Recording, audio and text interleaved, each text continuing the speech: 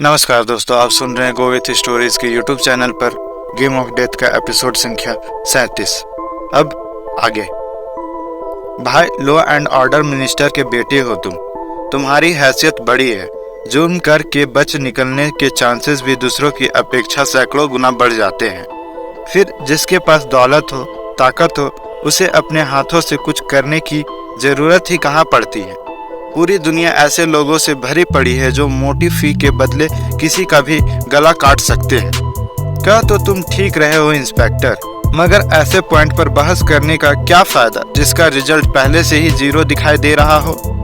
मान लो कि मैं कातिल हूँ, तो क्या तुम्हारे सामने कबूल भी कर लूँ? इसलिए जाकर केस को इन्वेस्टिगेट करो। अगर सच में कत्ल हुआ है तो अपराधी के खिलाफ एविडेंस जुटा, और जब ये साबित करने की पोजीशन में पहुंच जाओ कि हत्यारा मैं ही हूँ, बेहिचक यहाँ चले आना। मैं वादा करता हूँ कि अपनी गिरफ्तारी में रोड़ा अटकाने की कोई कोशिश नहीं करूँगा। डैड की पोजीशन का फायदा उठाकर बचने का भी कोशिश नहीं करूँगा। Very novel of you, thank you.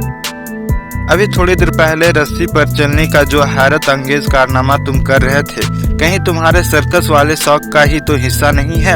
ओह, काफी जानकारियां हासिल कर चुके लगते हो मेरे बारे में। हाँ, ठीक कहा। सर्कस मेरा एक ऐसा शौक है जो अब जिंदगी का अहम हिस्सा भी बन चुका है। लोग मूवी जाते हैं, डिस्को जाते हैं, मैं सर्कस जाता हूँ। करतब कैसे सीख लिया? प्रैक्टिस से। रोज 2 घंटे अपनी इस हॉबी को देता हूँ, जबकि प्रैक्टिस कई सालों से कर रहा हूँ। और कई सालों में अभी तक सिर्फ रस्सी पर चलना ही सीख पाए हो? नहीं, एक करतब और कर सकता हूँ। क्या? मूविंग सब्जेक्ट के शोल्डर पर अपने कदम जमाकर खड़े रहना। तुम्हारा मतलब है किसी वॉक करते इंसान के कंधे पर खड़ा रह सकते हो? विराट को हैरानी सी हुई। ऑफ कोर्स रह सकता हूँ। देखना चाहोगे? यहाँ सब इंतजाम मौजूद है। नहीं, रहने दो। मैं टिकट लेकर ही किसी सर्कस में हो आऊंगा। तुम्हारी मर्जी। एक आखिरी सवाल, जितने मर्जी पूछो यार। और हाँ, उससे पहले ये बताओ कि क्या लेना पसंद करोगे? बातों बातों में मैं भूल ही गया कि घर पर एक मेहमान आया है। मैं ड्यूटी पर हूँ। मेरे लिए तो मेहमान ही हो। बताओ क्या मंगाओ? वैसे लंच का टाइम हो रहा है, तो क्यों ना वही कर लिया जाए? नो थैंक्स, बस एक आखिरी सवाल का जवाब दे दो, उतना ही बहुत है। तुम तकल्लुफ कर रहे हो? नो वे। ठीक है, पूछो। तुम कुछ भी ऐसा जानते हो जिससे मधु की गुमशुदगी के बारे में कयास लगाया जा सके? उसके दोस्तों को नजरअंदाज करके बताना। लड़का सोच में पड़ गया। विराट इंतजार करने लगा। 2 मिनट बाद मनी राज ने मौन तोड़ते हुए पूछा, कोठारी अंकल के घर गए हो कभी? नहीं, जाकर देखना। बहुत खूबसूरत घर है उनका।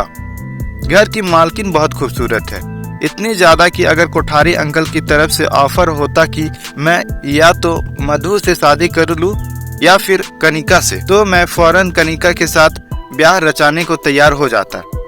कनिका कौन? कहीं कोठारी साहब की बीवी तो नहीं? उसी की बात कर रहा हूँ।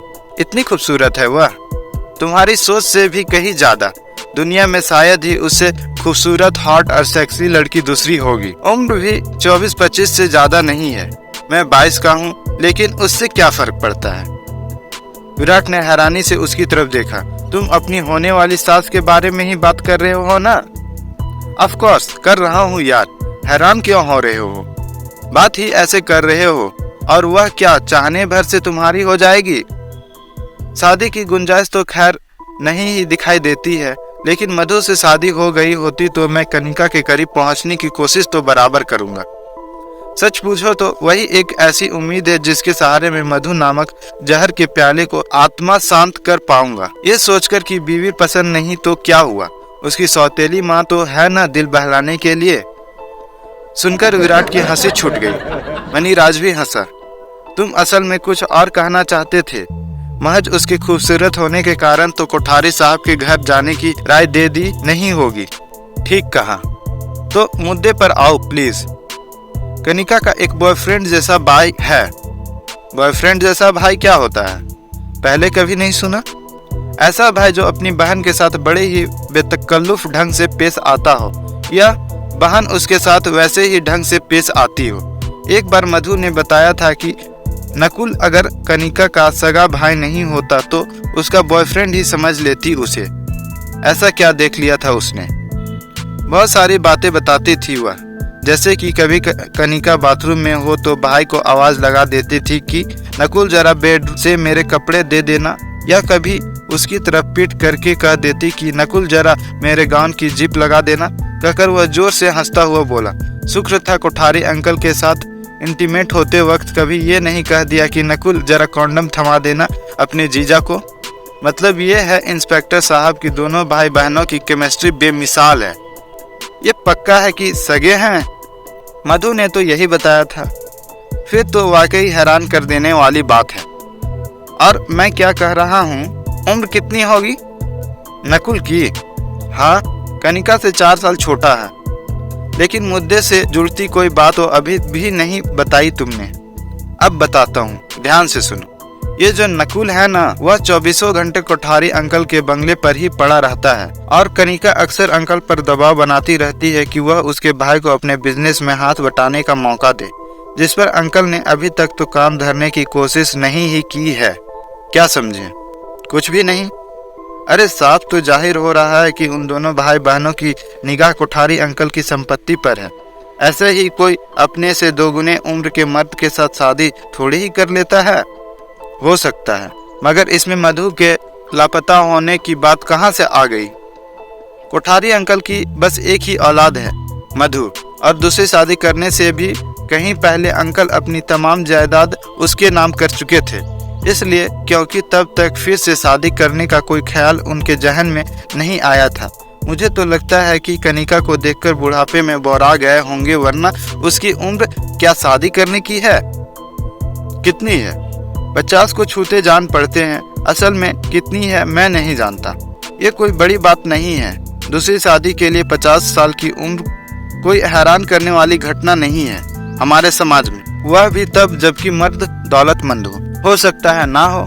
मगर शादी के बाद जब कनिका को ये पता लगा कि बुढ़ाओ अपनी तमाम संपत्ति बेटी के नाम किए बैठा है, तो वह अंकल पर जोर डालने लगी कि या तो आधी दौलत अपनी बीवी के नाम करे या फिर पहले वाली वसीयत को खारिज करा दे, ताकि कल को उसे कुछ हो जाए तो कनिका एकदम से सड़क पर ही न पहुंच जाए।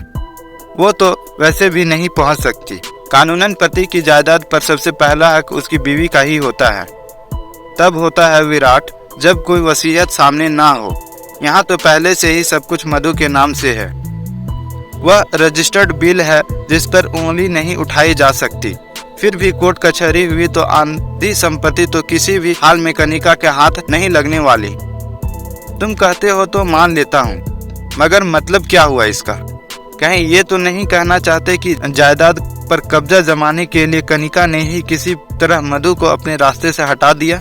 क्यों, तुम्हें कोई बहुत बड़ी बात दिखाई देती है ये? ऐसी बात जो पहले कभी घटित ही नहीं हुई हो? नहीं, इतनी बड़ी बात तो नहीं है, मगर क्या? तुम भूत प्रेतों के अस्तित्व पर यकीन रखते हो? बिल्कुल करता हूँ भाई।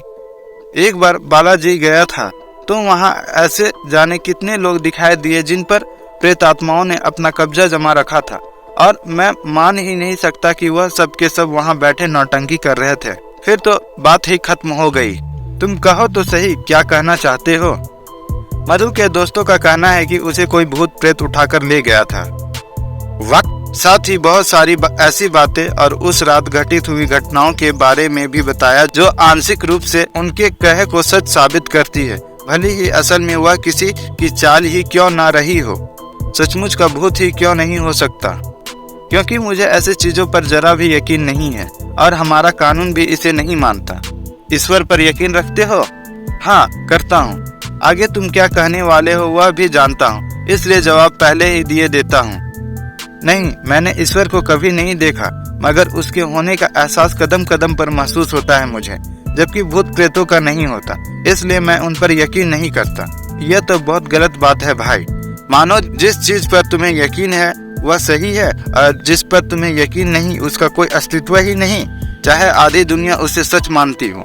है तो कुछ ऐसा ही, मगर बहस करने के लिए ना तो ये सही सब्जेक्ट है ना ही तुम्हारे पास या मेरे पास इसके लिए वक्त है, इसलिए अब इजाजत चाहूंगा। As you wish. बाद में कुछ नया पूछना याद आ जाया तो बेझिझक यहाँ आ सकते हो, चाहो तो मेरा नंबर ले लो, वह मेरे पास पहले से है। थैंक यू कहकर विराट बाहर की तरफ चल पड़ा।